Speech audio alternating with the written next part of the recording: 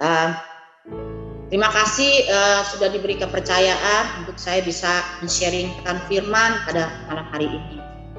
Kalau saya memberi judul sebagai prajurit Kristus atau prajurit doa juga bolehlah, gitu ya. Karena saya tahu di sini semua adalah para pendoa-pendoa. Latar belakang saya juga sebagai seorang hamba Tuhan adalah sebagai seorang pendoa pada awalnya. Nanti saya akan cerita kenapa saya bisa menjadi seorang pendoa. Kita buka dari 2 Timotius 2 ayat 3 sampai 5. 2 Timotius 2 ayat 3 sampai 5. Ayat 3 ya, saya baca. Ikutlah menderita sebagai seorang prajurit yang baik dari Kristus Yesus. Seorang prajurit yang sedang berjuang tidak memusingkan dirinya dengan soal-soal penghidupan. Supaya dengan demikian ia berkenan kepada komandan. Seorang olahragawan hanya dapat memperoleh mahkota sebagai juara apabila ia bertanding menurut peraturan-peraturan olahraga. Seorang petani yang bekerja keras haruslah yang pertama menikmati hasil usahanya. Jadi dari firman ini kita tahu ya saudara bahwa di dalam satu negara pasti akan ada pasukan khusus seperti angkatan darat, angkatan laut, ya saudara ya, angkatan udara gitu saudara ya. Untuk apa? Ya untuk mempertahankan sebuah negara. Demikian juga Tuhan mengutus kita di tengah-tengah dunia ini untuk menjadi apa? Tentara-tentara Kristus. Nah, di dalam firman ini dikatakan bahwa seorang tentara itu harus menderita, ya. Jadi kita waktu kita menjadi murid Tuhan, waktu kita kenal Tuhan, entah kita kenal Tuhan itu melalui mungkin dulu kita sakit, kita kenal pribadi Tuhan. Mungkin melalui masalah rumah tangga, melalui masalah anak, melalui masalah ekonomi, sampai kita mengenal Tuhan. Pada waktu kita mulai mengenal Tuhan dan Tuhan mulai memanggil hidup kita, pasti Tuhan punya tujuan tersendiri di dalam hidup kita. Waktu Tuhan pertama kali Tuhan panggil kita belum tahu loh tujuan Tuhan itu apa dalam hidup kita. Tapi setiap anak Tuhan, setiap dari kita semua, Tuhan itu punya tujuan yang secara spesifik untuk kita pribadi lepas pribadi. Nah, dalam pembentukan kita dalam kita waktu kita mulai kenal Tuhan sampai dengan pada hari ini, tanpa saudara sadarin, ibu bapak sadarin, sebetulnya ini kita sedang dibentuk seperti seorang tentara Kristus, saudara. Jadi seorang tentara itu dia dibentuk di satu tempat yang kita tidak pernah tahu. Sekarang gini saudara, supaya saudara punya bayangan ya. Kan kita lihat sekarang kita punya TNI kan saudara, kan waktu kita perang, waktu zaman dulu perang ya di Indonesia berperang membela daripada penjajah-penjajah. Kita nggak pernah lihat loh tentara itu berlatihnya di mana, betul kan? Dia akan berlatih di satu tempat khusus, di mana di dalam tempat khusus itu dia dibentuk, dilatih. Nah sekarang kan kalau kita kan ada bayangan, kenapa? Karena sekarang televisi itu sudah ada banyak lah. Saya suka lihat pasukan-pasukan elit dari Singapura, dari Malaysia, ya kan, dari Amerika, bagaimana mereka berlatih bahkan dari Indonesia gitu. Salah satunya pasukan Indonesia itu salah satu adalah pasukan yang paling top loh di dunia ini saudara. Kita bangga loh dengan pasukan Indonesia gitu, saya tentara-tentara Indonesia. Nah, saudara tahu bahwa mereka itu bisa seperti itu karena mereka dilatih di satu medan peperangan saudara. Walaupun bukan peperangan yang sebenarnya gitu.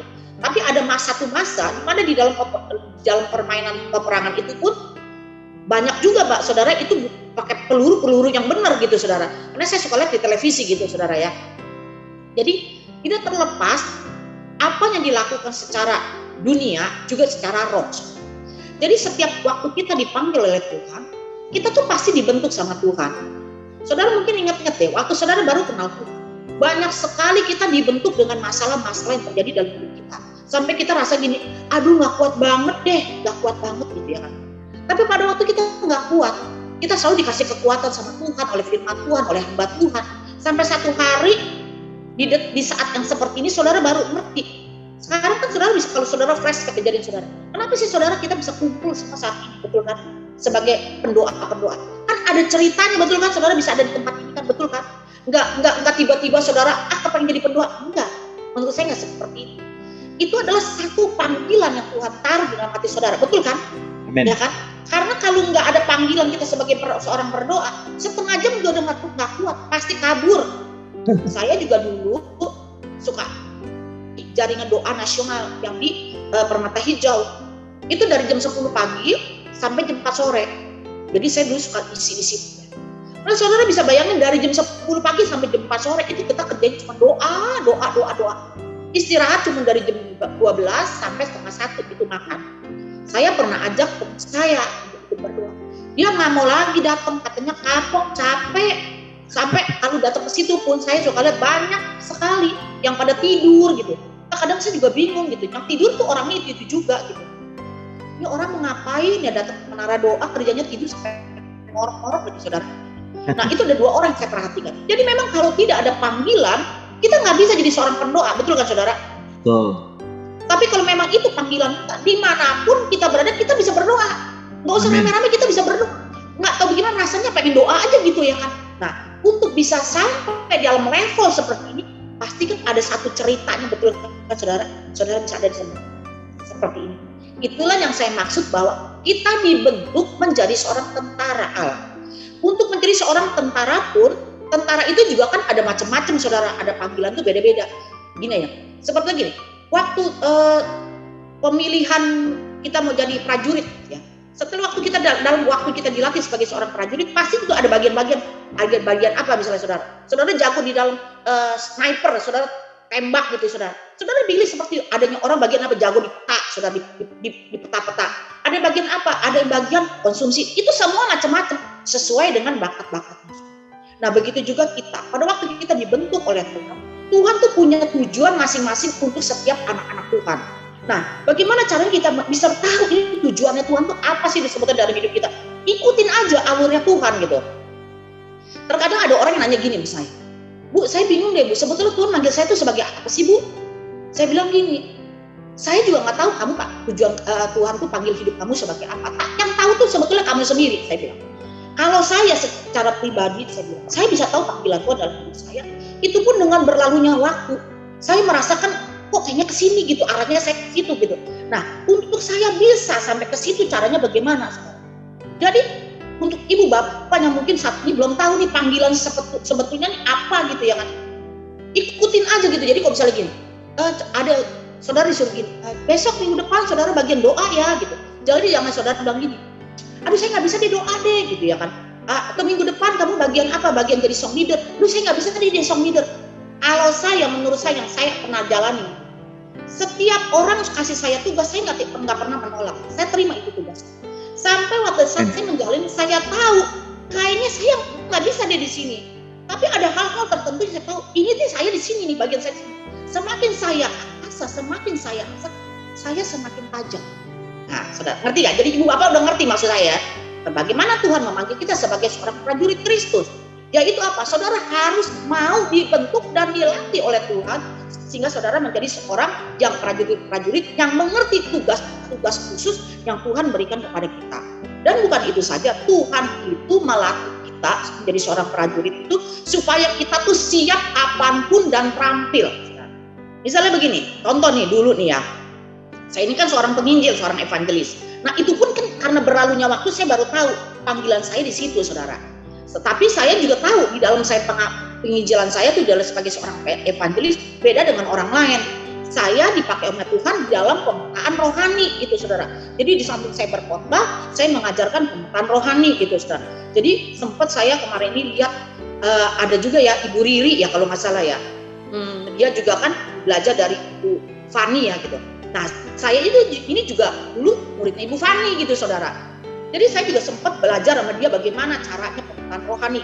Karena untuk bisa menginjil secara efektif dan kita tahu bagaimana caranya memenangkan jiwa-jiwa, kita harus tahu di dalam pemetaan rohani saudara. Nah makanya saya bilang kita bisa tahu sampai seperti ini, kita jalani dulu saudara. Jadi ada kalanya gini nih seperti saudara.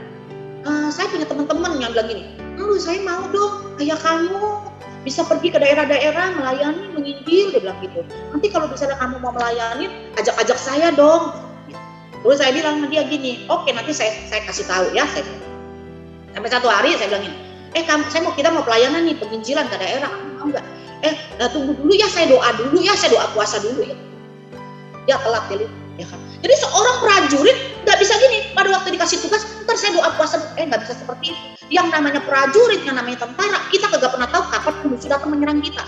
Jadi sebagai seorang prajurit, sebagai seorang tentara, kita harus standby 24 jam kapan musuh menyerang kita dan kapan komandan kita mengutus kita sudah harus ready, saudara. Dan bahkan bukan itu saja, saudara, seorang komandan, seorang prajurit juga harus siap dimanapun Tuhan menempatkan kita gitu.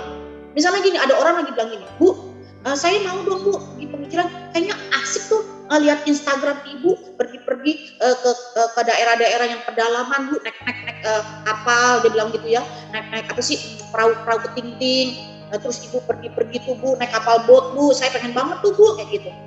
Terus saya bilang gini, yang namanya kamu pergi diutus sama Tuhan dengan kamu jalan-jalan pesiar, misalnya pergi camping seperti camp pramuka, itu udah beda cerita, saya bilang ya. Nah, kalau kamu nggak siap seperti saya, kamu nggak akan pernah bisa. Yang ada nanti waktu saya bawa kamu akan nangis, saya bilang. Kenapa? Saya punya pengalaman, saya bilang. Waktu saya pergi pelayanan penginjilan, misalnya kemana, saudara? Ke Kalimantan Timur ya, ke Kalimantan Timur. Nah, itu ke Kalimantan Timur itu, saudara, itu tuh nggak ada makanan yang enak, saudara, ya kan? Nggak ada restoran. Itu karena di daerah Kutai Barat itu benar-benar masih bukannya kota ya menurut saya ya, kayak kita mah kota selebatan di jalanan gitu, saudara ya. Ya mungkin ada orang yang pernah pelayanan ke Kutai Barat bisa mengerti lah nih apa yang saya katakan gitu, saudara. Jadi kalau misalnya saudara bisa begini, aduh saya mah nggak bisa deh kalau makan yang pedas-pedas ya kan, atau saya mah nggak bisa deh kalau makan, saya mah gini deh kalau makan di warung. Kalau saudara berpikir seperti itu, saudara tidak akan pernah diutus oleh Tuhan. Ini sampelnya ya, saya kasih tahu saudara ya. Nah misalnya gini, aduh kalau saya mah nggak bisa tuh, mereka suka tanya gini, itu kamu ke pelayanan ke daerah gimana tuh kalau lagi ngupuk? Aduh kamu jangan bayangin seperti itu. Kita itu harus siap dimanapun, karena kita tidak hidup di hotel. Kita kebanyakan tinggalnya di mana? Di rumah-rumah penduduk, di rumah-rumah gembala. Jangan saudara bayangin seperti rumah gembala di sini, saudara, ya kan? Saya nih pernah nih di daerah Singkawang, bukan di Singkawang, di daerah daerah Tebas dan Kalimantan Barat gitu, saudara. Yang di sebelah daerah dekat Sambas. Itu rumah bapak gembalanya juga, saudara tahu nggak? Itu yang namanya WC, saudara, rumahnya rumah panggung semua, saudara. Itu waktu saya bilang, Pak, saya mau toilet bisa, Pak? Oh bisa. Saudara tahu nggak ya namanya mereka punya kamar mandi itu bukan di rumah. Jadi belakang mereka tuh hutan ya, saudara. Itu benar-benar hutan loh, saudara ya. Jadi kita mesti turun dari rumah panggung, dan rumah panggungnya itu nggak kayak di sini, saudara. Tangganya tuh ada pegangan, nggak ada, saudara. Jadi saudara harus lincah tangan saudara. Nah saudara bisa bayangin saudara turun. Terus waktu saudara mau ke toilet pun itu cuma asal doang ditutup pakai seng. Nah saudara bisa bayangin di atas itu bolong. Nah itu tuh banyak sekali yang namanya ular sanca, itu di situ udah ceritanya udah banyak banget. Nah kalau saudara nggak biasa seperti itu, nggak bisa. Ada lagi yang gue mah nggak bisa deh kalau misalnya lagi ngopuk tuh ya, gue mesti tenang katanya, mesti jangan digerebek-gerebek, bisa kagak jadi deh, tidak. Kalau yang kayak gitu-gini nggak bisa deh, jadi penginjil nggak bisa deh. Nah, makanya saya bilang untuk kita bisa sampai seperti itu, Tuhan tuh didik kita. Ya kan? Nah, jadi yang saya bicarakan pada malam hari ini, bagaimana kita siap untuk menjadi seorang tentara, yaitu kita siap untuk dibentuk oleh Tuhan. Nah, sebelum saya dibentuk oleh Tuhan seperti ini, ada masa-masa di mana Tuhan membentuk saya itu, habis-habisan deh. Ntar saya akan cerita, saudara. Nah, saya akan bagikan kepada saudara pada malam ini 4 hal yang harus saudara miliki sebagai prajurit Kristus. Yang 4 hal ini yang nggak boleh tidak ada dan harus ada, apalagi seorang prajurit doa. 1, saudara harus memiliki kuasa firman dalam hidup saudara. Kenapa? Karena firman itu adalah kekuatan kita. Saudara nggak bisa sebagai seorang pendoa, saudara cuma berkata-kata doang, tapi saudara tidak pernah mengerti firman Tuhan. Kenapa saudara tidak pernah mengerti firman Tuhan? Nggak pernah baca Alkitab. Jadi gini loh, saudara bisa lihat ya, kita kan di sini pasti saya percaya banyak sekali anak-anak yang udah Kristen, udah lama ya, udah ngerti. Dan saudara sudah banyak pengalaman, saudara lihat bagaimana orang-orang Kristen yang berdoa, saudara merasa gini. Ada orang-orang yang waktu berdoa seperti tong kosong berbunyi nyaring. Saudara ngerasa seperti itu kan? Tetapi ada orang yang berdoa, doanya sangat sederhana, tapi doa dia itu kayaknya ada power. Doa dia itu ada kuasa, kayaknya ngejamah kita, kayaknya ada urapan yang dilepaskan pada waktu dia berdoa. Kenapa? Karena dia memiliki kuasa di dalam firman Tuhan, saudara. Yang saya maksud adalah gini, kita itu sebagai seorang pendoa harus kuat secara firman Tuhan. yaitu pada waktu kita berdoa, kita lepaskan firman-firman Tuhan. Karena apa? Firman Tuhan itu punya kuasa mencipta. Firman Tuhan itu selalu dipakai oleh setiap hamba-hamba Tuhan untuk mengusir setan, untuk dia berdoa kuat, untuk dia melakukan sesuatu, dia harus kuasai firman Tuhan dan dilepaskan pada waktu dia berdoa. Saudara ingat gak, waktu Yesus pun dicobai oleh setan, dia melakukan apa? Dia lawan dengan firman Tuhan.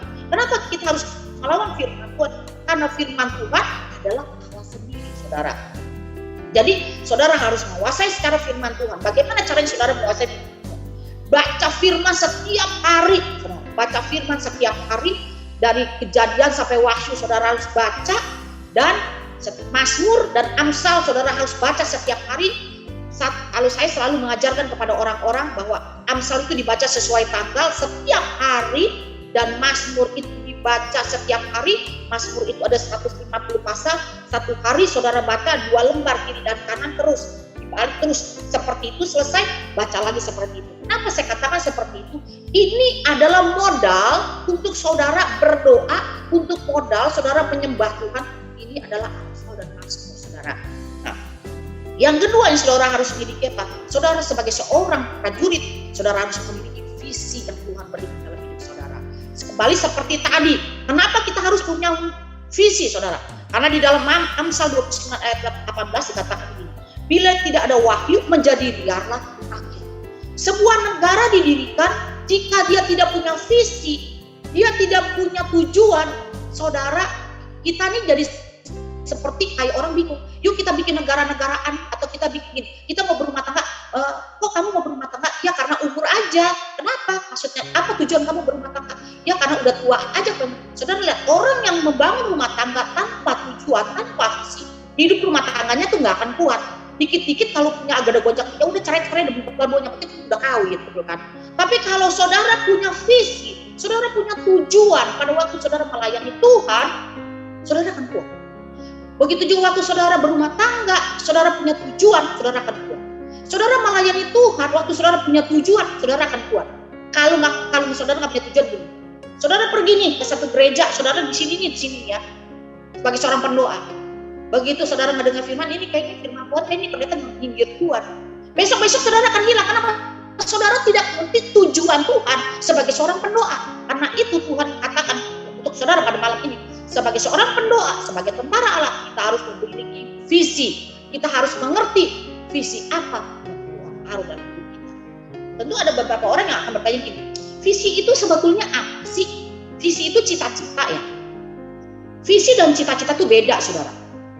Waktu saya SMP, saya punya cita-cita gini, saudara. Saya mau jadi seorang fashion designer. Saya akan menjadi dokter hewan. Saya binatang. Dan banyak banget gitu, saudara. Dan nggak ada yang jelas gitu cita-cita saya itu apa.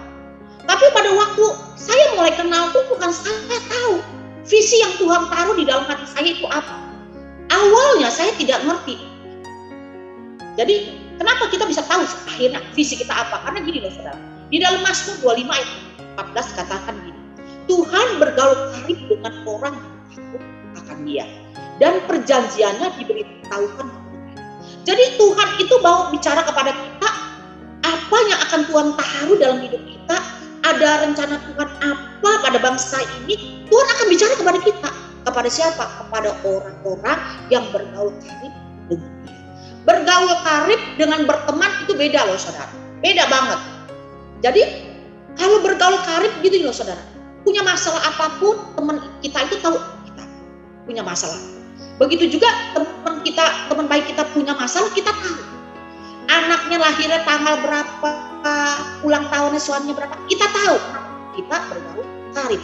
Tapi kalau teman mah banyak, saudara, betul kan? Apalagi kalau kita sekolah, misalnya gini, dari TK sampai SMA sampai kuliah, temennya itu terus, saudara.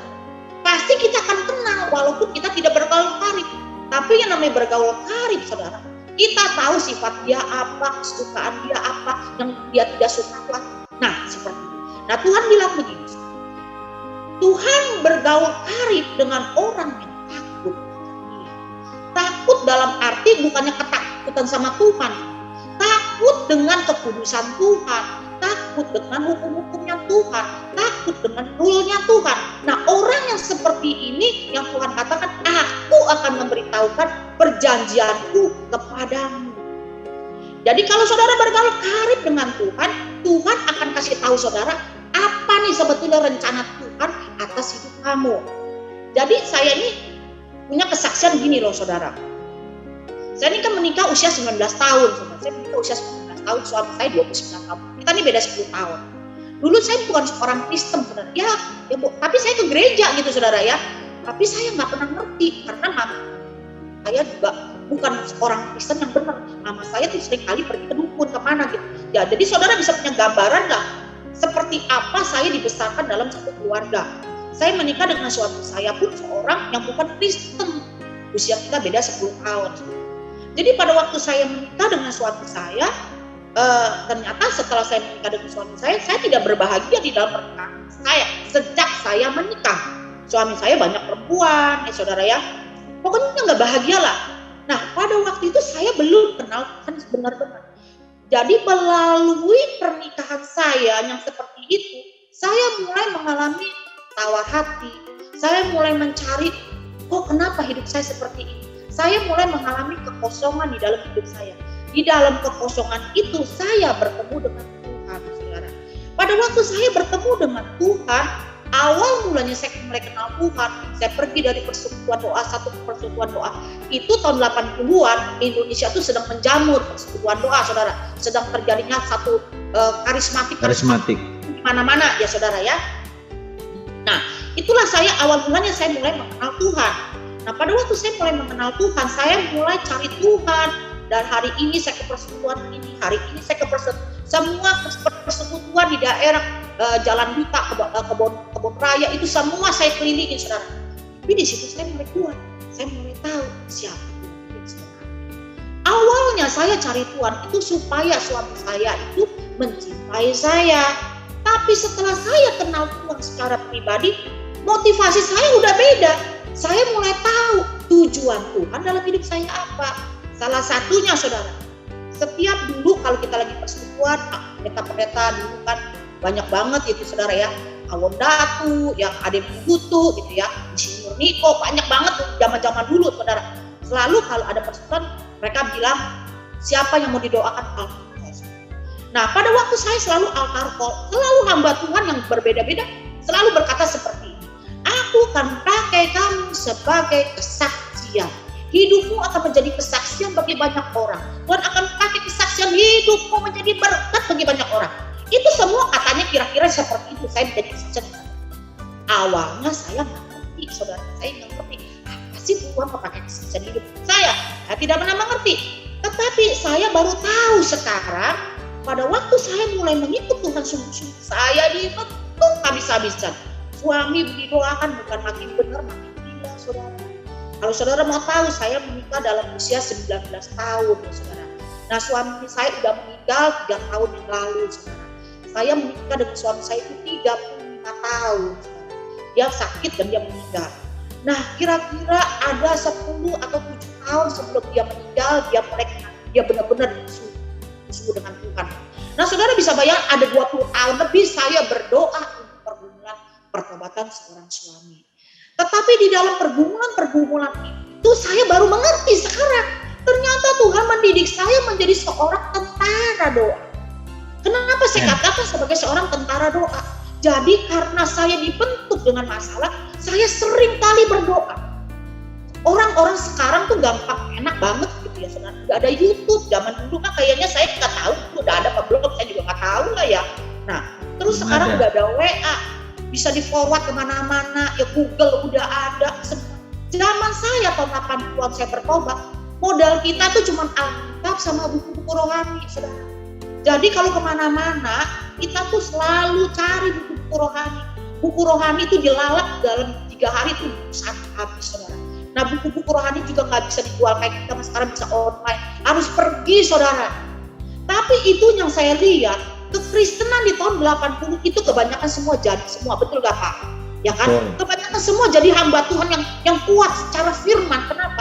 Karena dididik seperti itu oleh jadi tentara Allah yang militan. Beda dengan anak-anak sekarang, mereka itu kayaknya Alkitab juga nggak punya. Taruh kata punya, mereka nggak pernah baca. Mereka simpen, bacanya di mana? Bacanya di mana? Di HP, saudara.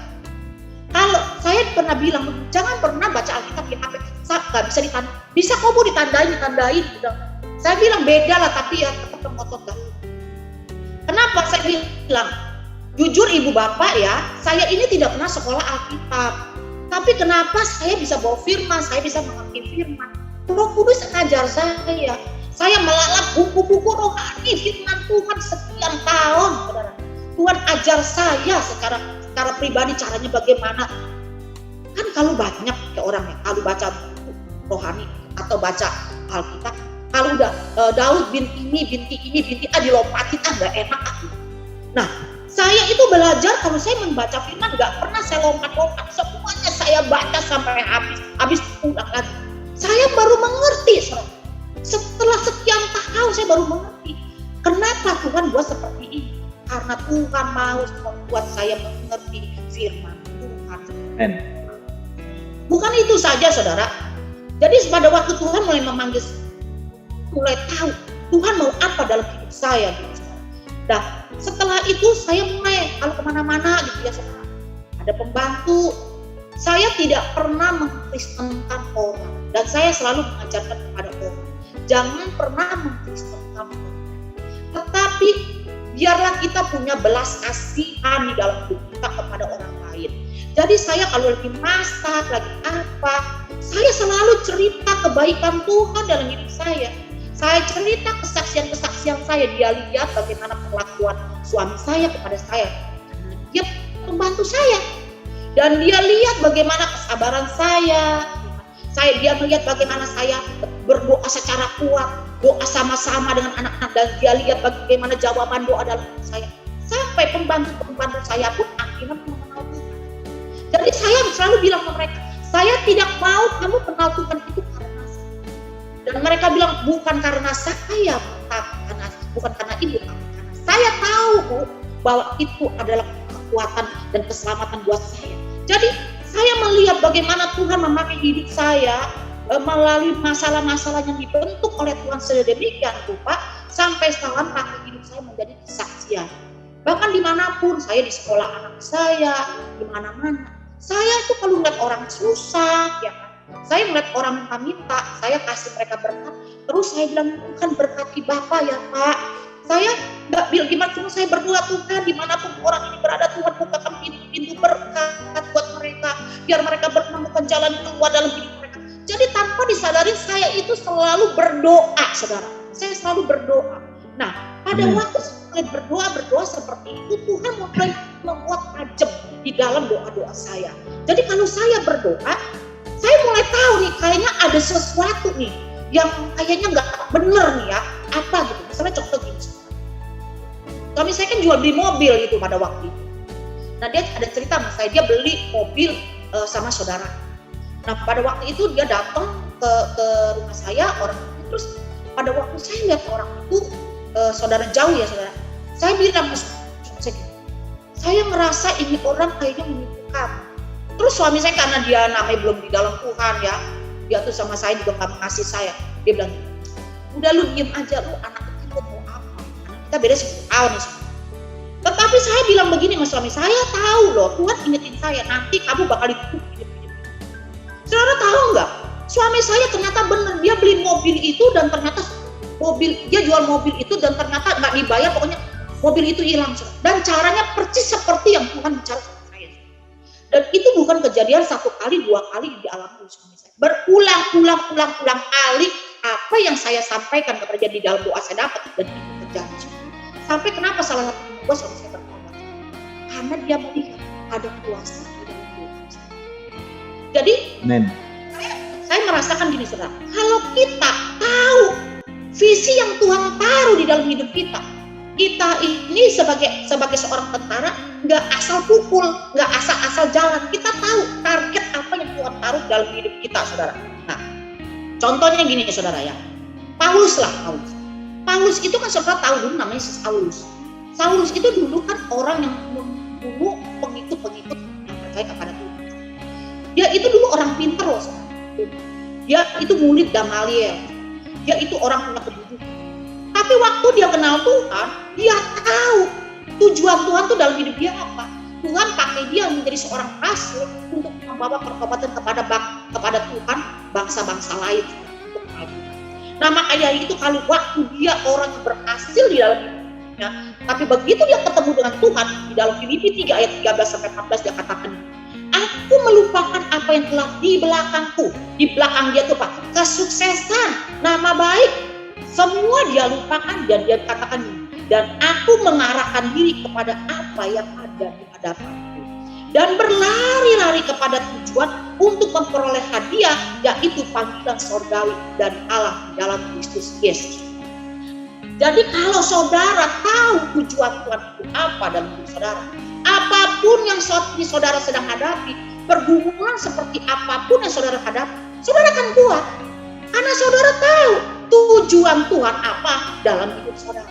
Amin. Contoh, ada orang yang suka tanya gini ya, kalau orang-orang yang sudah kenal saya udah lama dan sering dengar kesaksian hidup saya gitu ya, Bu, saya pengen tanya nih, kok ibu kuat sih Bu dibentuk dalam perkawinan seperti ini Bu, puluhan tahun mas suami, udah dari masalah ekonomi, masalah penyakit, masalah anak, kok ibu bisa kuat? Saya bilang ada kalanya saya juga tidak kuat. Tapi pada waktu saya tidak kuat, saya mulai mengingatkan diri saya. Tujuan Tuhan dalam hidup saya apa? Menjadi saksi Kristus. Saksi Kristus apa itu saudara? Yaitu seperti sebuah buku yang dibuka dan bisa dibaca oleh setiap orang. Jadi Tuhan itu memanggil setiap kita pada malam hari ini sebagai suratan-suratan Kristus yang terbuka dan bisa dibaca oleh setiap orang saudara. Nah, saudara perhatikan Paulus ya, orang yang begitu hebat, tapi dia bisa membuang semua ketenaran dia, posisi dia, kedudukan dia, demi apa? Demi dia untuk Tuhan. Nah, kalau orang yang punya visi, dia akan kuat dengan apapun yang terjadi dalam hidup dia. Contohnya Abraham, saudara. Coba kalau kita buka ya, saudara, di dalam Kejadian 13, ya, Kejadian 13. Kejadian 13 ayat 14 saya akan baca buat saudara. Setelah Lot berpisah dari Abram, berfirmanlah Tuhan pada Abram, pandanglah sekelilingmu dan lihatlah dari tempat kau berteduh, ke timur dan barat, utara dan selatan. Sebab seluruh negeri yang kau lihat itu akan kuberikan kepadamu dan kepada keturunanmu untuk selamanya. Dan aku akan menjadikan keturunanmu seperti debu tanah banyak. Sehingga jika seandainya ada yang dapat menghitung debu tanah, keturunanmu pun akan dapat menghitung. Ayat 17, ini intinya. Bersiaplah, jalanilah negeri itu menurut panjang dan lebarnya, sebab kepadamulah akan kuberikan negeri itu. Sesudah itu Abram memindahkan kemahnya dan menetap di dekat pohon-pohon tarbantin di Mamre dekat Hebron. Lalu didirikannya lah mesbah di situ. Saudara, saya ini lebih akan mengupas tentang si Abram supaya saudara ngerti jelas apa sih itu visi, saudara. Jadi waktu Tuhan bilang sama Abram, pergi keluar dari Ur-Kasdim, aku akan menunjukkan kepadamu satu negeri yang berlimpah susu dan madu, yang akan kuberikan kepada keturunanmu. Jadi waktu Abram mulai keluar dari tempat itu, dia tidak pernah tahu kemana dia akan pergi, saudara. Karena saudara ya beda loh ya, zaman sekarang nih sama zaman orang di Israel zaman dulu itu padang gurun, belum ada jalanan gitu. Saudara bisa bayangkan, saudara coba berimajinasi dengan saya bicara. Saudara bayangkan, itu ada di dalam satu kemah, semua sekelilingnya semua padang gurun, tidak ada jalan ke kanan ke kiri. Terus Tuhan bilang begini sama Abram, keluar, pergi ke satu negeri yang akan kutunjukkan kepadamu. Saudara bisa bayangkan, pada waktu dia taat, dia pergi pun, dia tidak tahu harus balik ke depan, ke belakang, ke kiri, atau ke samping, karena nggak ada jalan. Kalau Tuhan sekarang bilang sama kita, pergi kemana? Ke satu tempat yang akan kuberikan kepadamu. Misalnya Tuhan bilang pergi ke Jagorawi, kita udah tahu ke Jagorawi arahnya kemana, saudara, atau ke Cipali kita udah tahu. Tapi Abram kenapa dia bisa tahu, saudara? Kalau saudara baca di ceritanya selanjutnya, kemudian Tuhan menuntun dia ke tanah Kanaan. dia dituntun ke tanah Kanaan. Nah, pada waktu Tuhan pertama kali dia kasih dia visi pun, dia belum mengerti, saudara. Dia bawa Lot. Kenapa dia perlu bawa Lot? Dia nggak ngerti. Jadi gini, pada waktu dia diselamatkan, dia dipanggil, dia pikir, ya udah gue bawa aja deh ponakan gue deh. Nah, tapi pada waktu di dalam perjalanan itu dia baru ngerti. Sampai terjadi ribut. Kemudian Abraham sadar bahwa perjanjian ini diberikan untuk dia dan anaknya, bukan untuk Lot. Kemudian dibilang gini, ya udah kita berpisah saja. Kemudian Abraham bisa menantang Lot lebih dulu untuk memilih. Kalau kita secara logika, kalau saya pikir, kalau saya mungkin jadi Abraham, saya tentu nggak akan kasih dia pilih dulu. Kenapa? Karena kesatu, saya yang bawa dia, betul kan? Saya lebih tahu dong tempat-tempat mana yang saya harus pergi, betul kan? Pada waktu itu Abraham Lot itu udah kaya banget karena pernah ada di Mesir dan dia pernah diberkati sama Raja Mesir karena Sarah istrinya, saudara. Nah kemudian kenapa dia bisa memberikan kesempatan untuk Lot memilih dulu? Karena menurut saya, karena dia tahu Tuhan memberikan negeri itu buat dia. Apapun yang sudah diambil oleh Lot, dia percaya bahwa Tuhan memberikan yang terbaik sekalipun itu adalah sisa pilihan daripada Lot. Dan bukan itu saja, saudara.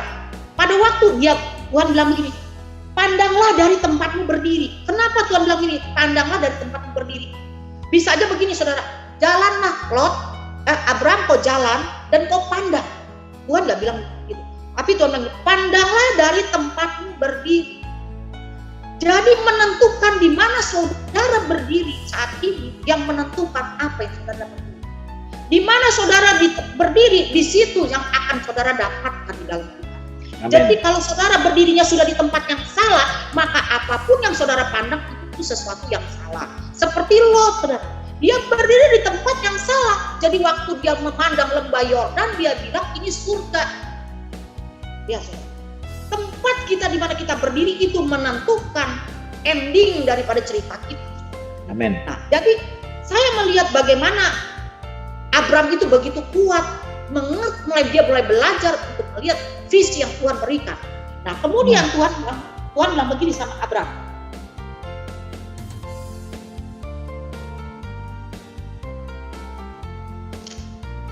Bersiaplah, jalanilah negeri itu menurut panjang dan lebarnya. Kenapa Tuhan perlu bilang begini? Jalanilah menurut panjang dan lebarnya. Artinya, waktu itu Tuhan menyuruh Abraham itu doa keliling, mengadakan pemetaan rohani. Nah, waktu dia jalan sambil dia berjalan, dia doa keliling itu, saudara. Waktu dia doa keliling itu, dia memandang dengan satu visi ke depan, bahwa Kanaan yang penuh sampah ini adalah Kanaan yang akan menjadi satu Israel dan Mesir. Saudara percaya nggak, waktu dia berjalan mengelilingi itu Kanaan, dia sudah dikasih tahu sama Tuhan seperti apa Kanaan yang akan menjadi Israel sekarang. Saudara lihat, orang yang berjalan dengan Tuhan, dia akan kuat secara visinya, saudara. Nah, saya katakan kenapa Abraham kuat secara visinya. Saudara akan lihat di dalam Kejadian 24 ayat 6 sampai 8. Waktu Abraham mulai tua dan dia perlu anak yang menikahkan Ishak, dia suruh bujangnya itu cari istrinya di rumah keluarga dari Sarah, saudara. Dikatakan di ayat 6 Kejadian 24. Tetapi Abraham berkata kepadanya, awas jangan kau bawa anakku itu kembali ke sana. Ke sana itu kemana? Ke Mesir, saudara. Tuhan Allah yang empunya langit yang telah memanggil aku dari rumah ayahku serta dari negeri sanak saudaraku, dan yang telah berfirman kepadaku serta yang bersumpah kepadaku, demikian kepada keturunan mula akan kuberikan negeri ini. Dialah juga akan mengutus malaikatnya berjalan di depanmu sehingga engkau dapat mengambil seorang istri dari sana untuk anakmu. Bukan ke Mesir ya, saudara. Jadi saudara lihat, kenapa Abraham tuh sampai pesen wanti-wanti sama bujangnya, jangan pernah lu bawa ya anak gua si Ishak keluar dari Kanaan kalau gua sudah ada. Kenapa? Karena dia punya iman, dia punya visi bahwa ini tempat yang dia tempati akan diberikan buat anak dan keturunannya, saudara, menjadi satu bangsa yang besar. Saudara lihat, kalau kita punya visi, saudara, maka kita akan tajam. Kalau kita punya visi, kita tahu kemana Tuhan bawa kita. Sekalipun mungkin saat ini saudara berasa begini, kok saya udah melayani Tuhan loh, saya udah ikut loh doa semalam suntuk, saya udah menjadi seorang pendoa di mesbah doa segala bangsa, tapi kok kayaknya persoalan saya nggak selesai ya, persoalan saya tuh kayaknya nggak beres-beres ya saudara. Saya kan ikut Tuhan ini dari saya usia 19 tahun ya, udah 38 tahun saya ikut Tuhan. Sampai hari ini pun saya dibentuk Tuhan terus. Tapi saya boleh berkata kepada ibu bapak pada hari ini, tapi saya tahu Tuhan tidak membawa saya turun. Saya terus naik. Walaupun persoalan begitu banyak dalam hidup saya, tapi saya selalu melihat kemenangan demi kemenangan yang Tuhan beri. Amin. Kayak nih dulu saudara ya, waktu saya mulai ngikut Tuhan dan Tuhan mulai kasih tahu saya visi saya sebagai seorang pendoa, dan Tuhan akan membawa saya ke bangsa-bangsa, Tuhan akan mengutus saya pergi ke pulau-pulau. Waktu itu saya berpikir ini mah kayaknya bisa-bisaan saya lagi saya berdoa. Jadi pada waktu itu orang tuh belum keren lah saudara. Sekarang saudara enak ya, ada sekolah doa ya kan. Zaman saya dulu mana ada sekolah doa saudara. Zaman sekarang mah enak sekali. Saudara mau bawa firman, saudara nggak ngerti tinggal buka aja YouTube, saudara belajar, saudara dia bisa. Zaman dulu mana ada saudara. Nah, zaman dulu saya tuh pengen sekali dengar suara Tuhan. Nah, saya mulai belajar berpuasa untuk bisa dengar suara Tuhan. Jadi pada waktu saya mulai dengar suara Tuhan, saya dulu belum melayani Tuhan gitu saudara. Jadi waktu saya jatuh cinta dengan Tuhan, saya bergaul hari dengan Tuhan. Jadi kalau saya berdoa tuh sering tuh, saya ngerasa Tuhan bicara begini sama saya. Aku akan membawa engkau anak ke pulau-pulau. Aku akan membawa engkau ke kota-kota. Dan aku akan membawa engkau ke bangsa-bangsa. Dalam hati saya gini, kegeeran gue. Kayaknya gue ngaco nih kayaknya. Mana mungkin khotbah aja gue kagak bisa soal Alkitab yang terus. Dulu kesedihan saya yang paling terdalam apa saudara? Saya tuh jatuh cinta sama Tuhan, saya kenal Tuhan setelah saya menikah. Setelah saya menikah, saya punya suami seperti itu. Dan saya menyesal kenapa gue kawin dulu, gue baru kenal Tuhan. Karena setelah menikah punya suami kayak gitu tidak bisa cerai, saudara. Tapi sekarang saya baru mengerti, rupanya saya sekolah Alkitab melalui kehidupan. Amen. Orang-orang sekolah Alkitab di sekolah teologi sungguh-sungguh, tapi saya sekolah Alkitab dibentuk oleh Tuhan. Saya diajar untuk mengerti apa itu firman kehidupan. Nah, jadi waktu saya berdoa, Tuhan bilang begitu sama saya, aku akan membawa engkau ke bangsa-bangsa. Nah, sampai satu hari saudara tahu, kenapa visi itu tergenapi dalam hidup saya. Satu hari, karena saya sering berdoa, kalau saya doain orang itu bisa penuh Roh Kudus, saudara. Pertama kali saya juga bingung, kenapa saya doain orang, tiba-tiba orang bisa berbahasa roh gitu ya kan. Saya pikir ini kebetulan, gitu sekarang. 2-3 kali setelah setiap saya berdoain orang penuh Roh Kudus gitu saudara. Sampai akhirnya teman-teman saya kalau pergi ke gereja cari orang yang belum bisa bahasa roh, bilang gini, kamu mau nggak bahasa roh? Mau. Dia kasih uangnya terus datang ke rumah saya layani. Dari situlah saya mulai dikenal orang, dari satu mulut ke satu mulut, dari satu mulut ke satu mulut. Saya mulai doain orang dan mulai konselingin orang sampai orang penuh Roh Kudus. Saudara bisa bayar. Tuhan mendidik saya menjadi tentara Allah di satu tempat yang sangat tersembunyi yang orang lain tidak pernah tahu. Melalui apa? Melalui pembentukan melalui suara.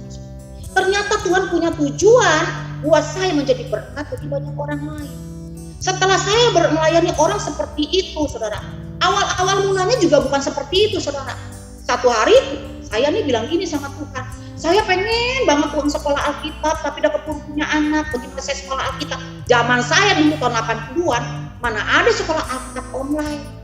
Semua harus ada di mes, gak mungkin saya tinggalin suami kagak dalam Tuhan, betul kan saudara? Tapi saya kasih tahu kepada ibu bapak di tempat ini, mungkin ada yang saudaranya rindu untuk melayani Tuhan, kita bawa firman. Saudara tidak pernah sekolah Alkitab, sekolah kehidupan dengan Tuhan, saudara mampu. Dan kemudian Amen. Tuhan bilang begini satu hari pada waktu saya berdoa, maukah engkau melayani aku? Aku mau Tuhan. Cuma saya mikir, saya bilang gini, tapi saya nggak berani Tuhan. Suami saya pelit banget Pak, ibu bapak suami saya pelit sekali, nggak pernah saya kasih saya uang. Saya perlu bilang saya mau beli beras, ya ntar dibeliin berasnya. Misalnya saya perlu makan, mau beli sayur berapa duit, dikasih duit segitu. Saya nggak pernah bisa punya uang. Jadi saya pun nggak pernah pergi kemana-mana. Jadi saya waktu Saya bilangnya saya mau melayani Tuhan, Tuhan bilang engkau akan melayani aku. Bayangan saya melayani Tuhan, saya harus pergi dong. Sedangkan saya nggak berani naik taksi, jangan berani. Nah, nyebrang jalannya saya kagak berani, ya kan? Saya nyebrang jalannya saya nggak pede. Seperti itu Tuhan bentuk saya. Sampai saya sekarang bisa jadi penginjil. Saudara bisa bayangkan bagaimana itu proses pembentukan Tuhan dalam hidup saya. Nah setelah itu, setelah saya dibentuk oleh Tuhan seperti itu, kemudian satu hari Tuhan bilang gini sama saya, mau gak engkau melayani aku? Aku mau Tuhan. Saudara tahu gak? Saya pikir Tuhan melayani Tuhan itu seperti apa? Sampai satu hari saya kan demen sekali bersaksi. Jadi waktu suami saya belum bertobat, tapi ada hal-hal di mana suami saya udah mulai berubah.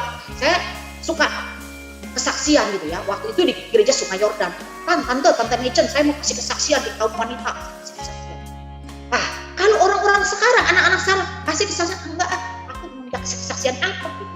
Lah, saya waktu itu suami saya belum bertobat, tapi saya bisa bikin kesaksian. Dan kesaksian saya sudah jadi berkat bagi banyak orang. Amin.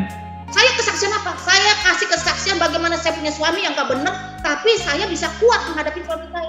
Itu udah lebih jadi berkat buat orang lain. Amin. Dibandingkan saudara bersaksi, suami saya berdoa 10 tahun, suami saya bertobat. Itu kalau menurut saya lebih bagus adalah suami udah jahatnya saudara, punya perempuan banyak, tapi saudara bisa tetap berkata, Tuhan adalah gunung batuku. Setan tuh gemeter saudara. Ya kan? Amin. Nah, jadi pada satu hari saya kasih kesaksian di gereja Sungai Yordan, dan setelah saya turun, waktu saya masuk ke mobil, ada satu ibu namanya Ibu Berta yang punya toko buku di Taman Anggrek. Dia datang ke saya, dia minta nomor telepon saya, dan ternyata kaset kesaksian saya itu dijual. Ada nomor telepon saya. Dari situlah akhirnya orang yang saya tidak kenal sering telepon ke rumah saya udah seperti hotline saya. Dari nggak ngerti cara melayani orang, sampai jadi pinter tahu ini orang terikat dengan roh ini, orang ini terikat dengan roh ini. Seperti itu Tuhan didik saya. Amen. Nah sampai akhirnya saya punya beban untuk orang-orang yang saya layani. Saya mulai berdoa buat itu. Setelah itu Tuhan kembangkan sekali karunia-karunia doa dalam hidup saya. Yaitu apa, saya bilang begini sama Tuhan. Tuhan, kalau ada terjadi sesuatu atas bangsaku, jangan pernah Tuhan tidak beritahukan kepada saya. Tuhan bicara buat saya. Dan terjadi sesuatu itu semua Tuhan bicara kepada saya. Sebelum peristiwa 98 Tuhan bicara kepada saya. Entah melalui mimpi, entah melalui penglihatan, Tuhan memberikan kepada saya. Kenapa saya perlu bicara kepada ibu bapak di tempat ini? Supaya ibu bapak tahu. Setiap orang bodoh pun bisa dipakai oleh Tuhan. Bisa dipakai oleh Tuhan. Saudara bisa tajam di dalam Tuhan waktu saudara bergaul karib dengan Tuhan. Kenapa? Semakin saudara bergaul karib dengan Tuhan, seperti mata pisau diasah ke Tuhan. Melalui apa saudara diasah? Melalui masalah saudara diasah. Nah, bukan itu saja. Jadi pada waktu orang mulai datang gitu, saudara ke rumah saya udah banyak sekali sampai saya batasin Senin, Rabu, Jumat saya terima klien. Selebihnya saya tutup, saya tidak mau karena terlalu capek melayani klien seperti itu. Sampai satu hari saya dipertemukan dengan satu orang ibu, dia Ibu Leli Tankesalus. Nah itulah yang akhirnya menjadi teman pelayanan saya untuk pergi penginjilan. Nah ibu ini punya karunia musir-musir setan, saudara. Jadi sampai satu hari kalau saya habis melayani orang itu dipenuhi Roh Kudus dan saya lihat orang kayak itu pelepasan, saya kontak Ibu Leli. Bu, tolong Ibu layani orang ini untuk pelayanan pelepasan. Nah Ibu Leli juga gitu, habis mengusir orang dari kerasukan setan, Bu, tolong nih Bu, layanin Bu untuk dapat baptisan Roh Kudus Bu. Jadi kita bilangnya pada waktu itu adalah tukar pasien. Nah setelah itu mulailah akhirnya Bu Leli bilang, Bu gimana kalau kita mulai pergi pelayanan Bu ke daerah. Saudara saya di Surabaya Bu lagi punya masalah. Pertamalah kita pergi ke Surabaya. Kita tinggal di rumah saudara. Di situ saudara semua satu keluarga termasuk pembantu semua penuh Roh Kudus. Dan dari situ akhirnya kita dibawa lagi ke rumah-rumah orang dari satu tempat ke satu tempat sampai kita ketemu dengan satu gembala sidang di Balikpapan. Dari situ kita dijadwal untuk melayani di gereja dia dari Balikpapan. Dari Balikpapan Samarinda, dari Samarinda ke Kutai Barat, Kutai Timur, saudara, Sulawesi Barat, Sulawesi Utara, Sulawesi Tengah, Sulawesi Selatan. Itu kita pergi semua. Kalimantan Barat, Kalimantan Timur, Sumatera, NTT, NTB, semua kita datang. Mentawai, Sumatera, kita datang. Jadi waktu saya lihat seperti ini, saya cuma ingat janji Tuhan dalam hidup saya. Aku akan mengutus engkau ke pulau-pulau, ke bangsa-bangsa. Bahkan Amen. Tuhan mengutus saya ke Hongkong. Tuhan mengutus saya ke Kinabalu, ke Johor, saudara. Bahkan juga ke Seremban, Negeri Sembilan. Kenapa Tuhan bisa bawa saya ke tempat itu? Karena saya tahu visi yang Tuhan berikan kepada saya. Amin. Jadi kalau ibu bapak mengerti visi yang Tuhan taruh dalam hidup ibu bapak, apapun pergumulan, saudara akan. Bahkan pada waktu awal-awalnya saya tuh nggak ngerti loh untuk bawa firman Tuhan. Waktu saya berdoa, jadi kalau saya penginjilan dulu ngapain? Jadi teman saya Ibu Leli memang sekolah Alkitab. Dia itu bikin KKR, saya jadi pendoa kalau udah gitu. Saya berdoa sangat terus menopang dia. Kemudian setelah itu saya kasih kesaksian. Saya dikasih kesempatan 1 jam saya kasih kesaksian. Kesaksian saya banyak sekali. Saya kalau kasih kesaksian, saya lihat dulu, ibu mau bawa tema apa, saya bisa ambil. Ya, jadi sesuai dengan tema, orang jadi mulai kuat. Kenapa saya bisa seperti itu? Di situ saya tahu Tuhan pernah bilang, aku akan pakai kamu sebagai saksi Tuhan. Jadi memang Tuhan membawa saya satu pelayanan khusus untuk tentang kesaksian hidup saya. Nah setelah itu saya udah pergi kemana-mana bicara tentang kesaksian dan saya mulai terbiasa di atas mimbar, dan kesaksian saya juga selalu ditutup dengan ayat-ayat firman. Kemudian satu hari pada waktu saya berdoa, Tuhan bicara sama saya begini, mulai hari ini kau pelajari firman Tuhan, dan aku mau engkau mulai menyampaikan firman Tuhan. Mulai saya belajar. Di situ saya mulai tahu kalau hari Minggu saya pergi ke gereja, pendeta khotbah, saya mulai catat. Dan saya baru tahu untuk bawa firman itu harus ada poin-poin. Nah saudara bisa bayangkan, setelah saya belajar seperti itu, pertama kali saya bawa firman, saudara tahu gak di mana saya bawa firman? Di dalam KKR hamba-hamba Tuhan se-Jawa Tengah, di Olah Doa Ibu Mary Hartanti di Solo. Saudara bisa bayangkan, saya khotbah di hadapan pendeta-pendeta se-Jawa Tengah, seorang ibu rumah tangga yang tidak pernah sekolah Alkitab, dan saya melihat, saya tantang, siapa bapak-bapak di sini, ibu-ibu yang mau terima baptisan Roh Kudus? Tuhan taruh di hati saya. Saya waktu itu saya bilang, Tuhan ini pendeta loh, saya tantang dia bahasa roh, mana mungkin? Ternyata banyak yang datang pada belum pada Roh Kudus, dan mereka semua rebah di dalam Kudus. Saudara, waktu kita tahu kita tajam dengan visi yang Tuhan kasih sama kita, maka kita akan seperti pisau yang tajam. Kita seperti anak panah di tangan Tuhan yang dilepaskan sampai kepada tujuan yang Tuhan taruh dalam hidup kita, saudara. Nah bukan itu saja, saudara. Kita harus tahu apa, saudara? Yang ketiga, fokus kepada komandan kita, yaitu Yesus. Jadi nggak bisa gini, saudara. Kita ini sebagai prajurit Tuhan, kalau kita pergi, prajurit itu nggak mungkin diutus sendiri, saudara. Prajurit itu kalau diutus setidaknya berdua. Saudara ingat nggak? Waktu Musa mengutus 12 pengintai, Yosua mengutus 2 pengintai. Nggak ada dia diutus cuma sendiri, nggak ada. Itu bahaya. Tentara diutus sendiri, pasti berdua setidaknya, saudara. Makanya juga di dalam Kisah Para Rasul, waktu rasul-rasul mengutus murid-muridnya itu semua berpasangan untuk apa? Saling melengkapi. Yang satu ada punya karunia doa, yang satu saling mengingatkan gitu, saudara. Nah, kenapa saya berkatakan kita harus fokus kepada komandan kita? Karena gini, kalau saudara nggak fokus kepada komandan kita, maka saudara bisa seenak pudel saudara. Saudara, Tuhan bilang begini, saudara bilang, saya makanya nggak cocok begini, saya maunya begono. Bahkan begini, misalnya saudara nih pergi pelayanan ke daerah, sebagai seorang pendoa. Orang di komandan bilang doanya harus begini. Saudara mau lebih pintar daripada komandan, ya kan? Komandannya maunya ke sini, saudara maunya kemari. Dalam pelayanan seperti itu, saudara tidak bisa seperti itu. Kenapa? Saudara akan membuka celah. Karena saya dalam pelayanan itu selalu diutamakan dan kita berdoa, yaitu apa? Kesatuan hati. Karena setan seringkali bekerja melalui perpecahan di dalam kita punya persekutuan, saudara. Nah jadi apalagi kalau kita pelayanan ke daerah waktu tahun 2000-an, kita pelayanan ke Sulawesi, saudara, ya kita tuh 14 orang sama sopir, saudara. Itu setan menghancurkan kita punya kekuatan grup gimana? Dengan cara memecah belahkan gitu, saudara.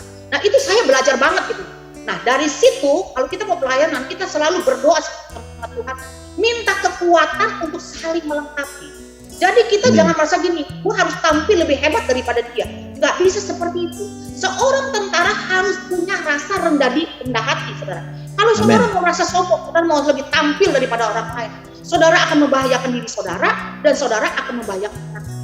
Makanya kalau saudara lihat kalau di film-film perang, pada waktu dia lagi ngumpet di satu tempat, ya, nah, kemudian waktu dia mau pergi mau nembak musuh, dia mau jalan, dia bilang gini kan, gua mau pergi ke situ nih ya, lu tolong ya, lu tembak-tembakin. Jadi pada waktu dia tembak-tembakin, ya saudara, ya, waktu dia tembak-tembakin, tempatnya tembak-tembak musuh kan otomatis bersembunyi.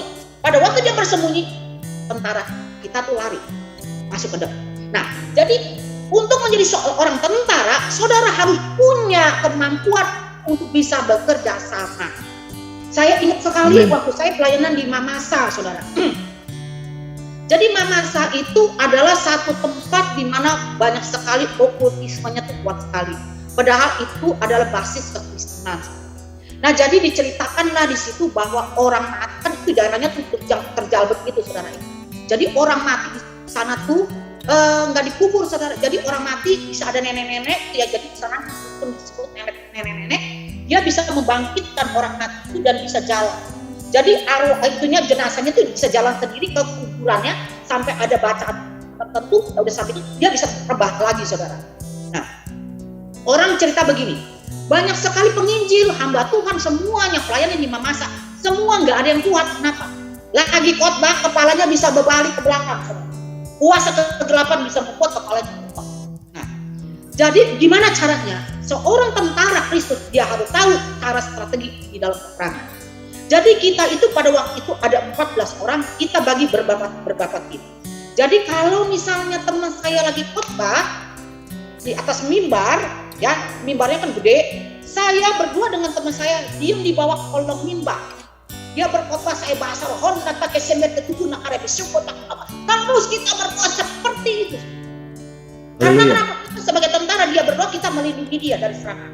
Kenapa? Karena orang yang diserang itu yang ada di atas mimbar. Karena itu sebelum perang pun kita tahu cara strategi. Karena kita udah lihat di dalam medan peperangan begini. Selalu setan itu targetnya dia menghancurkan apa? Listrik. Jadi seringkali pada waktu kita lagi khotbah tiba-tiba listriknya mati, saudara. Karena itu kita udah pintar sekarang. Kalau kita mau pergi ke tempat-tempat yang daerah-daerah sekitar, kita urapin dulu listriknya semua, trafo listriknya semua kita urapin, pintu-pintunya semua kita urapin, dan kita minta lepaskan tentara surga di sekeliling. Amin. Jadi kenapa saya bisa katakan? Karena saya belajar. Jadi sebagai tentara Allah, kita harus tahu bagaimana komandan kita menyuruh kita. Loh, kalau dipikir-pikir gini sekarang, kok kita bisa tahu sih caranya seperti itu? Karena komandan kita yang beritahu, pada kita berdoa, beberapa teman kita dapat, kita harus doa keliling. Nah, pada waktu kita berdoa keliling pun pagi-pagi, jadi kita bakal bikin AKR jam 12 siang, jam 7 pagi kita udah keluar, kita nggak pakai sandal, kita jalan kaki, kita keliling kota itu, kita merebut semua tempat-tempat yang diceritain, ini tempat pembunuhan, ini tempat banyakan orang-orang melihat setan, kita keliling, doa keliling. Setelah kita doa keliling, kemudian malam itu kita mulai mengurapin, karena kita pernah kecolongan, pas teman saya khotbah, saya kecolongannya gini loh, kita juga nggak tahu apa yang kita belum tutup pada waktu itu, tiba-tiba ada seperti kucing kita melewat di bawah kaki saya. Pada waktu saya lewat di bawah kaki saya, langsung kaki saya besoknya itu merah sekali dan batunya luar biasa. Nah, itu diserang seperti itu. Nah, setelah itu kita mulai tahu cara-cara strateginya bagaimana, saudara. Jadi kalau misalnya, jadi kan itu gereja posisi ada di bawah, gereja itu ada di bawah ya. Jadi ini jalanan di atas. Jadi dukunnya itu biasanya suka berdiri di atas sini. Jadi dia tinggal melemparkan dia punya panah-panahnya, saudara. Pas tepat kepada siapa? Ke orang yang sedang membawakan diri. Maka dari itu sekarang kita ada yang 2 orang yang duduk di bawah, yang lain kita nggak berdiam. Jadi gini, kita ada 14 orang, kita nggak diam di satu tempat di depan. Kita mencar-mencar, saudara. Di depan 2, di samping sini 2, di belakang 2, di tengah 2, semua. Jadi kita mata dibuka semua. Kita lihat, karena gini, dukunnya itu bisa masuk di tempat-tempat orang yang datang semua, saudara. Pada waktu firman disampaikan, pada waktu kita nyanyi pujian penyembahan, dia akan melantunkan mantra-mantranya, saudara. Nah, Sebagai seorang prajurit Allah, kita tahu apa yang mesti kita lakukan. Kenapa? Karena Amen. kita sudah dilatih oleh Tuhan, saudara. Nah, bukan itu saja, sebagai seorang prajurit Tuhan, kita juga memang harus fokus kepada komandan kita, dan kita juga harus tahu sinyal-sinyal yang Allah berikan kepada kita. Nah, pernah satu hari, pada waktu itu kita pelayanan ke satu daerah. Pada waktu itu kita dari Palu mau pelayanan ke Poso. Tetapi pada waktu itu kita agak ragu apakah waktu itu Poso belum terang, tapi udah mulai panas-panas. Dari Palu apakah kita langsung ke Poso, apakah kita harus langsung ke Tentena pada waktu itu. Nah, waktu itu kita berdoa semua tim, dan saya mendapat satu penglihatan, saya lupa karena itu udah lama sekali, penglihatan kayaknya harus belok ke kanan deh, apa beloknya ke kiri. Pokoknya itu yang Tuhan tunjukkan kepada saya, penglihatan ke kanan atau ke kiri itu adalah ke arah Tentena gitu. Jadi saya bilang, kalau saya dapat nih, kayaknya kita tidak boleh ke Poso dari Palu, langsung kita pergi ke Tentena. Tapi karena suara saya tidak cukup dengan suara-suara yang lain, makanya saya bilang karena tidak ada kesatuan hati, akhirnya tetap dari Palu kita ke Poso. Sampai di Poso kita ternyata tidak bisa kebaktian, saudara. Saya lupa ceritain bagaimana akhirnya kita tidak mengadakan kebaktian di Poso, saudara. Jadi di situ saya baru mengerti, dan teman-teman saya juga baru ngeh gitu. Ternyata kenapa Tuhan kasih kita penglihatan untuk tidak boleh ke Poso, saudara. Jadi membuang waktu, saudara. Nah, setelah kita pulang itulah baru terjadi peristiwa di Poso, saudara. Dan bukan itu saja, pada waktu kita fokus kepada sinyal-sinyal yang Tuhan kasih kepada dari Tuhan, saudara, itu kita tuh gini, saudara. Kalau kita perang dan kita dengar komandan kita ngomong apa, itu tuh kita punya peperangan tuh lebih efektif, dan kita tuh kalau menyerang musuh tuh tepat pada kena sasarannya gitu, saudara. Contohnya gini ya, seringkali pada waktu kita melayani satu tempat, seringkali waktu kita melayani satu orang itu kita roh apa, susah banget kan kita bilang ini, kita duga-duga nih roh ini dia nggak mau keluar, betul kan, saudara? Tapi kalau kita tahu orang ini diikat oleh roh apa, waktu kita tangking, orang itu langsung keluar, betul kan? Setannya langsung keluar. Demikian juga sesuatu kuasa kegelapan yang mengikat satu kota, yang mengikat satu wilayah, kalau kita nggak tahu itu apa, itu susah, saudara. Nah, karena itu kita perlu tahu dan dengar apa yang Tuhan sampaikan kepada kita. Contohnya gini, saudara. Saya pada waktu itu pernah diundang di Kopeng, saudara. Itu di desa, gitu. Desa kecil banget. Sampai pagi hari itu gerejanya pun dari tanah gitu ya, saudara, belum nggak ada ubin, nggak ada apa gitu. Dan itu nggak ada genteng, cuma genteng, terus nggak ada atapnya itu nyapsi eternit yang nggak ada, saudara. Jadi kita bisa lihat genteng-gentengnya pada bocor gitu, saudara. Nah, pada waktu itu, waktu saat saya bawakan firman, tiba-tiba waktu saya bawa firman, saya mendapat satu penglihatan ada ular besar di atas gedung gerejanya, saudara. Terus saya nggak menyampaikan dulu. Setelah saya habis firman, baru saya bilang gini, maaf Mbak, Ibu Bapak, kenapa pada waktu tadi saya membawakan firman, saya melihat satu ular yang besar sekali ada di atas atap ini. Nah, kemudian dia cerita gini, memang ular itu adalah yang disembah di daerah itu, segitu, saudara. Nah, jadi pada waktu saya altar call, ada satu bapak minta didoakan, udah tua, kulitnya tuh putih-putih seperti ular kalau lagi ganti kulit, gitu, saudara. Nah, pada waktu saya doakan bapak ini, saya mendapatkan sesuatu dari Tuhan bahwa bapak ini diikat dengan satu roh ular. Nah, jadi setelah selesai kebaktian, barulah hamba Tuhan ini cerita kepada saya dan kepada tim bahwa memang di daerah mereka itu ular ini disembah, dan bapak yang kulitnya bersisik itu, udah ganti kulit itu adalah pusat di mana ular itu ada, dan bapak ini pernah menemukan kulit ular itu dan disimpan oleh dia dan dijadikan seperti kayak kita mah apa sih, saudara, jadi kayak sesembahan gitu, saudara. Nah, sejak itu dia mengalami kulitnya itu bersisik, saudara. Nah, kenapa saya sampaikan seperti ini, gini loh, saudara. Kalau kita melayani satu tempat, kita melayani satu lokasi, kalau Tuhan, kita peka dengan Tuhan kasih kita sinyal, dan kita tahu roh ini adalah roh ular, kita bisa berdoa, kita bisa mengikat kuasa-kuasa orang kuat ular di tempat itu. Dan kita harus ingat ya, peperangan kita ini bukan melawan manusia. Jadi peperangan kita bukan melawan apa-apa, saudara. Peperangan kita ini melawan penguasa-penguasa, penghulu-penghulu, setan-setan yang ada di tempat itu yang membuat rakyat di situ menjadi miskin, sakit-sakitan, panen gagal, orang mengalami ketakutan. Nah, ini yang kita perlu sebagai seorang tentara Allah. Kalau Tuhan mengutus kita, kita tahu kemana, saudara. Dan bukan itu saja, pada waktu Tuhan memberikan kepada kita sesuatu sinyal, Tuhan tuh akan memberikan kepada kita tuh dipertajam. Jadi saya itu kan selalu berdoa buat Indonesia, buat bangsa-bangsa, buat kota-kota di Indonesia. Sampai pada satu hari tahun 98 itu, satu hari pada waktu saya berdoa, Tuhan beritahu kepada saya, kota-kota Pontianak, Sabas, Pamekasan, Surabaya, Madura. Pertama-tama ada beberapa kota doang. Jadi saya catat. Tapi setiap saya berdoa tuh terus nama-nama itu keluar. Saya berpikir pada waktu itu, karena dulu belum terjadi kerusuhan. Ini saya kayaknya kedagingan saya, kok nama kota banyak bener ini ya. Ternyata semua yang saya catat dan saya doakan itu terjadi peristiwa 9/8. Jadi seorang pendoa, seorang tentara Allah, dia mesti peka akan tuntunan Tuhan sehingga dia tahu kemana Tuhan mau bawa dia. Supaya kita juga tahu apa yang kita harus doakan secara spesifik, saudara. Nah, bahkan bukan itu saja, saudara. Sebelum kerusuhan 98, saat saya lagi tidur, saya tuh mendapat satu mimpi. Mimpi itu seperti sebuah penglihatan. Ceritanya di dalam mimpi itu saya lagi doa di kamar doa. Waktu saya lagi berdoa, tiba-tiba saya melihat, saya merasa saya keluar dari badan saya dibawa ke satu perumahan. Saya dibawa ke satu perumahan dan saya melihat orang bawa truk, anak-anak, orang gede semua turun dari truk, masuk ke rumah-rumah orang, mengambil barang-barang di rumah itu dan dibawa ke dalam truk. Terus saya kaget sekali. Kemudian saya kaget setelah itu, saya diingatkan sama Tuhan begini.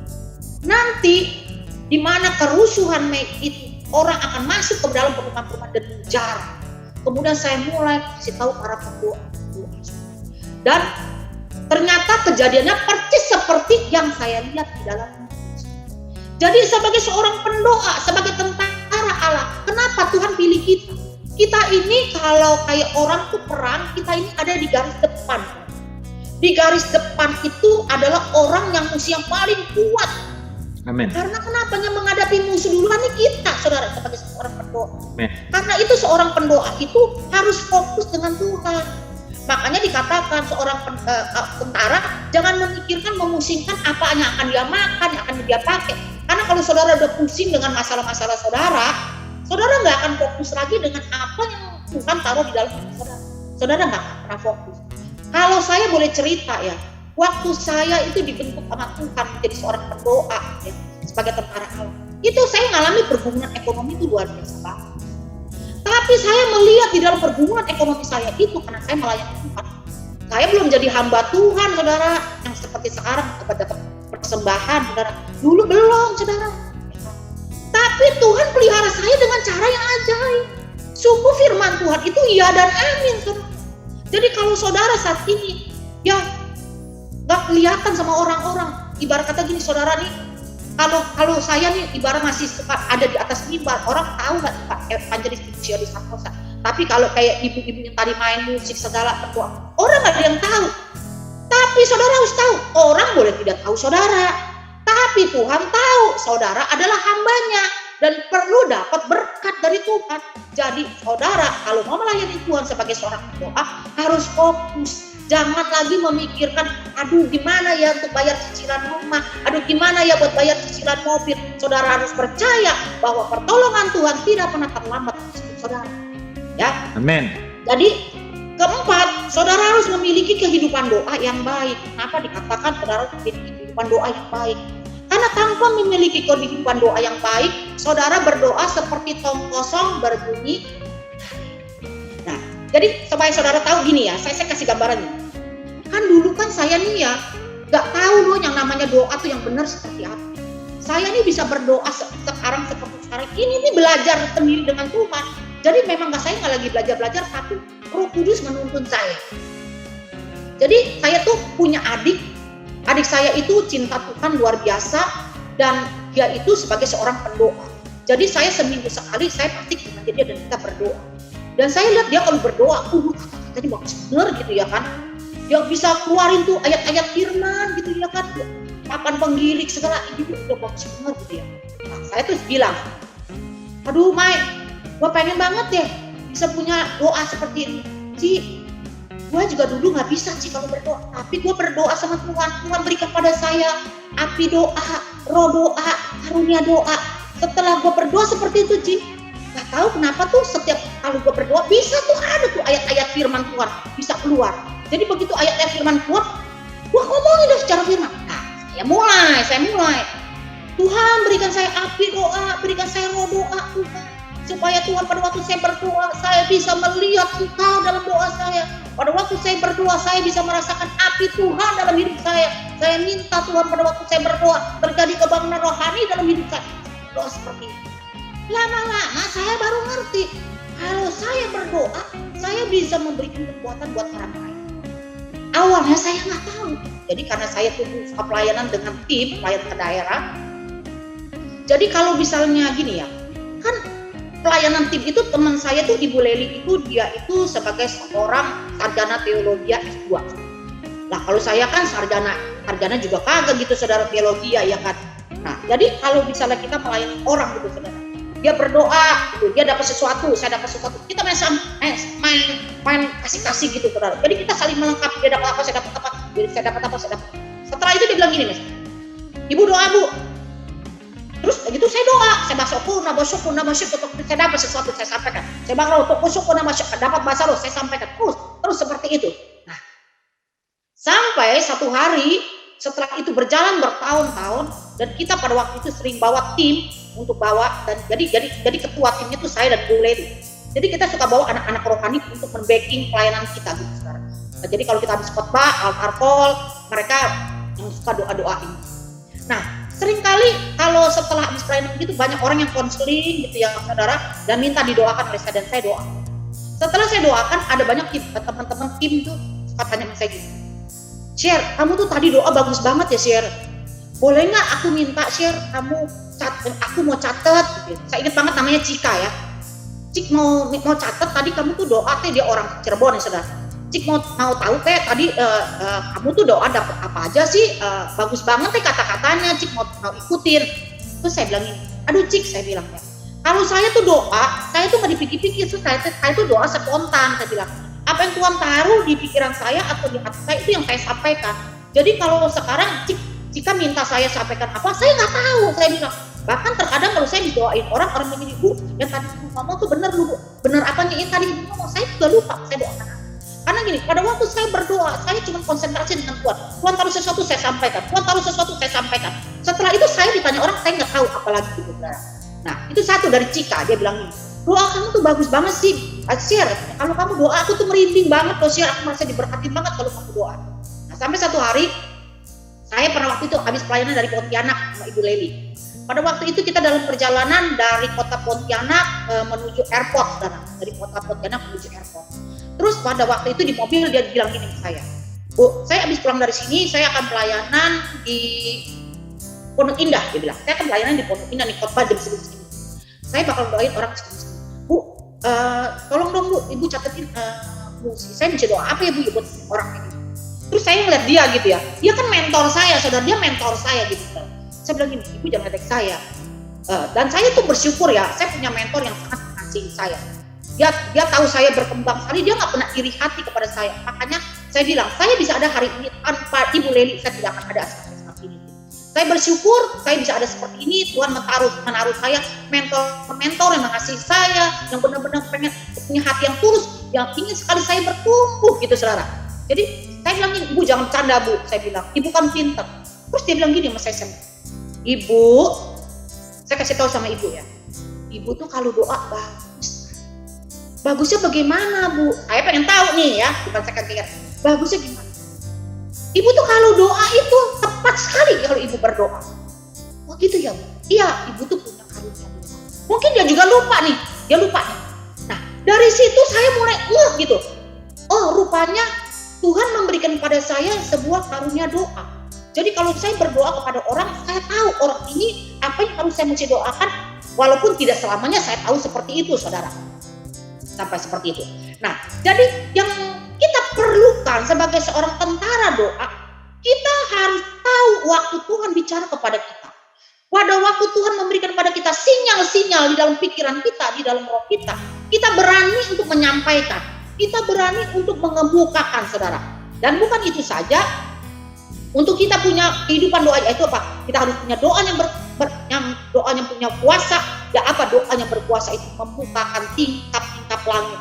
Segala sesuatu yang tertutup itu pada waktu kita punya doa yang berkuasa, itu akan dibuka. Memang pada waktu saudara punya doa yang berkuasa, saudara punya masalah ekonomi. Pada waktu saudara berdoa, nggak langsung instan, nggak langsung. Tapi pada waktu saudara berdoa dengan punya kuasa, tembok Yeriko kan jebol juga nggak satu hari, saudara, betul kan? Satu hari satu, hari ke-7 7 kali.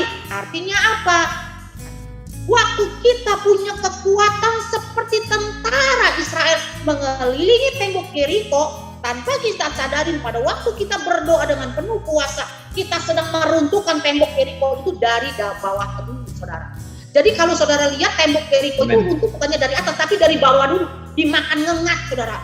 Digerogotin dari bawah sampai tiba-tiba dia punya fondasinya udah nggak ada, rontok ke saudara. Nah, waktu saudara punya kekuatan doa, saudara berdoa dengan penuh kuasa, tanpa saudara sadari, saudara sedang meruntuhkan tembok-tembok di kota Jakarta. Tembok apa? Tembok kemiskinan, tembok banjir, tembok pemberontakan, tembok huru-hara, tembok apapun sedang saudara runtuhkan di dalam doa-doa saudara. Nah, amin. Kalau kita punya doa yang berkuasa, yaitu doa kita itu akan tepat pada sasaran, saudara.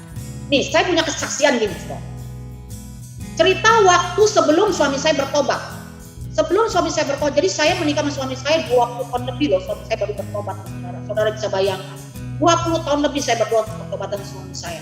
Selama 20 tahun lebih itu saya jadi tentara yang militan dengan Tuhan, saudara. Gak kayak orang-orang, udahlah cerai aja, enggak begitu, saudara. Saya kekeh dengan visi yang Tuhan kasih sama saya, bahwa Tuhan akan pakai perkawinan saya jadi mercusuar sesuai dengan penglihatan hamba Tuhan buat saya.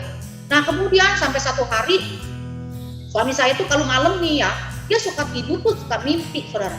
Dia mimpi tuh tiba-tiba dia bangun, dia jerit-jerit, dia bilang, aduh, Yanki di itu masuk penjara, Yanki di penjara. Pertama-tama saya kesian gitu, saudara ya. Aduh, kenapa ya dia mimpi di penjara? Tapi hampir setiap malam bertahun-tahun dia mimpi masuk penjara.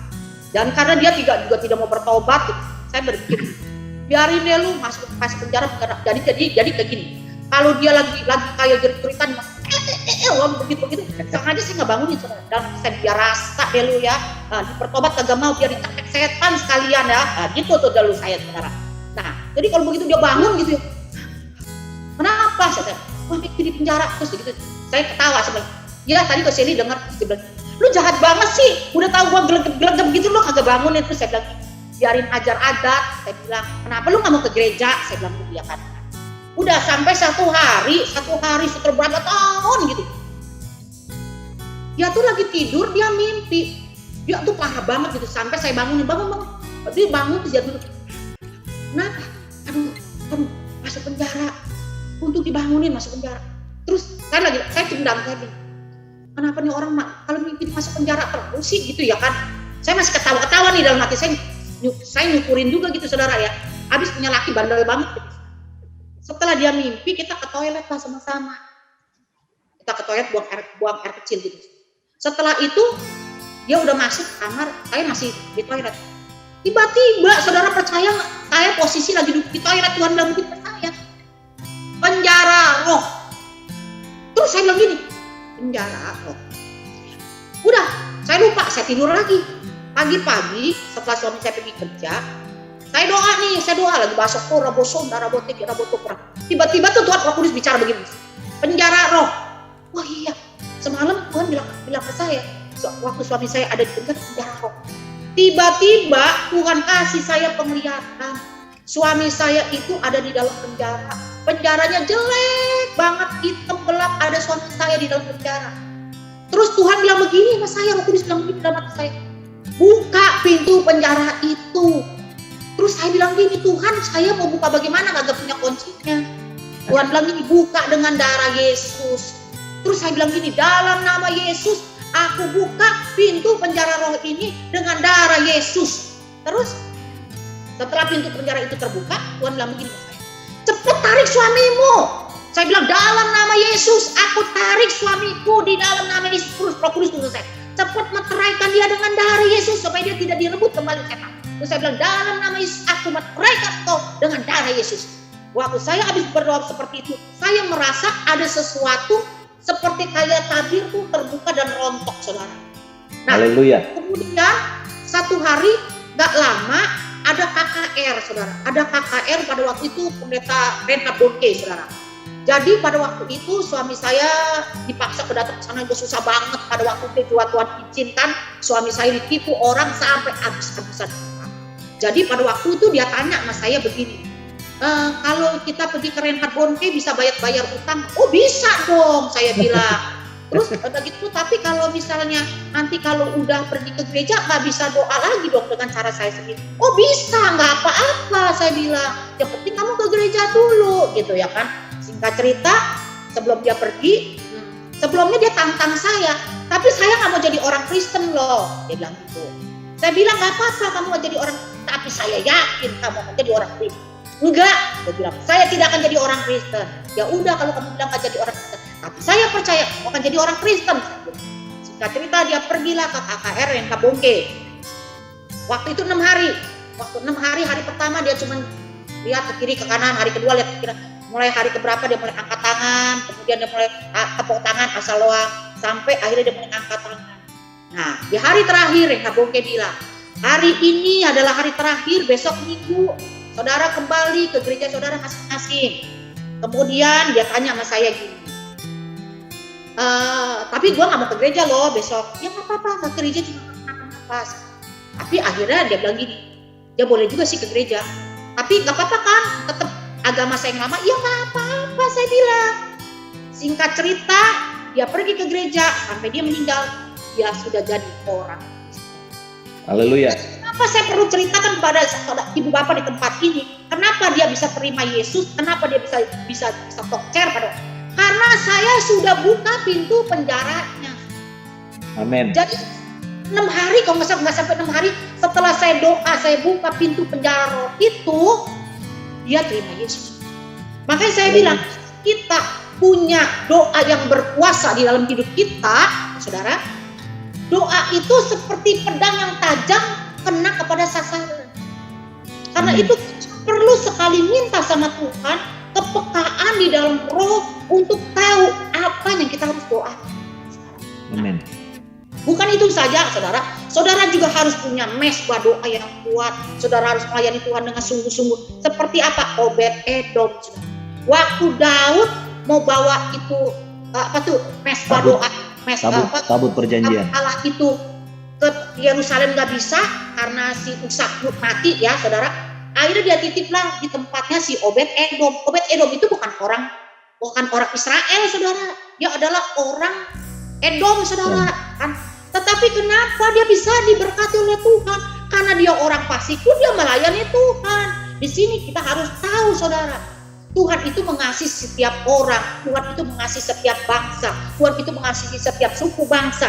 Kalau dia mencari Tuhan, dia melayani Tuhan dengan sungguh-sungguh, maka di situ akan terjadi pemulihan Tuhan. Saya percaya ibu bapak di tempat ini, ibu bapak melayani Tuhan sungguh-sungguh, ibu bapak satu bisa dipakai oleh Tuhan sebagai panah-panah yang tajam di dalam tangan Tuhan. Ibu bapak bisa menjadi orang-orang yang bisa jadi berkat dimanapun Tuhan menempatkan. Ibu bapak bisa kuat secara firman. Ibu bapak juga bisa menjadi pedang yang tajam di dalam doa-doa ibu bapak tempat ini.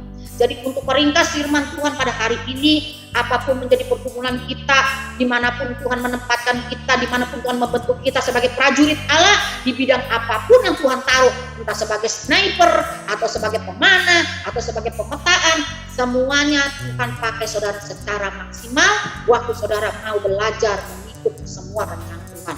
Demikian firman Tuhan, Tuhan Yesus memberkati.